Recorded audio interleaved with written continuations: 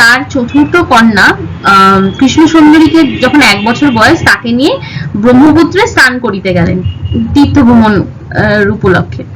হঠাৎ করে নৌকা ডুবতে শুরু করলো যমুনা নদীতে।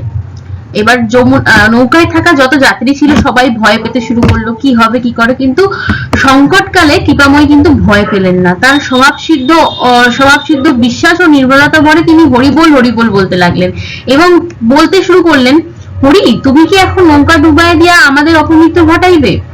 যেই কথাটা বললো অমনি যমুনা মধ্যস্থিত জল হাঁটু জলে পরিণত হইল। নৌকা কিন্তু আর ডুবলো না।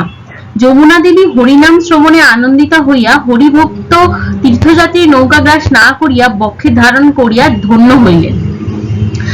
এমন সময় অন্য আরেকটা নৌকা চলে আসলো। তারপর সেই নৌকাতে তারা উঠে গেলেন। উঠে তারপরে গিয়ে স্নান করে তীর্থ ভ্রমণ সার্থক করলেন।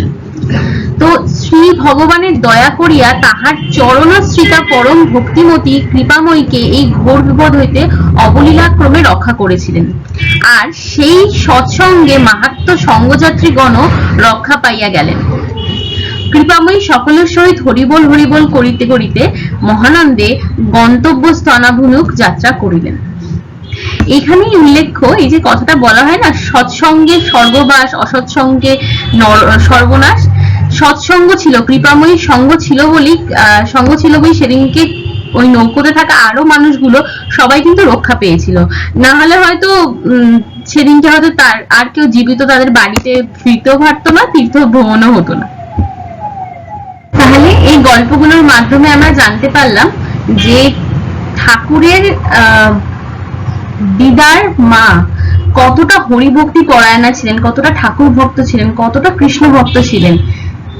আস্তে আস্তে যত আমরা এগোবো তত আমরা ঠাকুরের পূর্বপুরুষ সম্পর্কে আরো জানতে পারবো।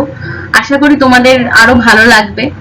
অবশ্যই আমাকে জানিও তোমাদের এই ভিডিওটা কেমন লাগলো, ভালো লাগলো কিনা। তোমরা আরো কিছু যদি ইনফরমেশন জেনে থাকো অবশ্যই সেটা অ্যাড করবে।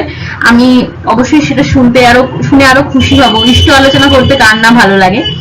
তো আজকের জন্য এইটুকুনি। শেষে একটা কথাই বলা, ইষ্টগুরু পুরুষোত্তম, প্রতীক গুরু বংশধর, রেত শরীরে সুপ্ত থেকে জ্যান্ত তীরে নিরন্তর। জয় গুরু। সবাই ভালো থাকবেন।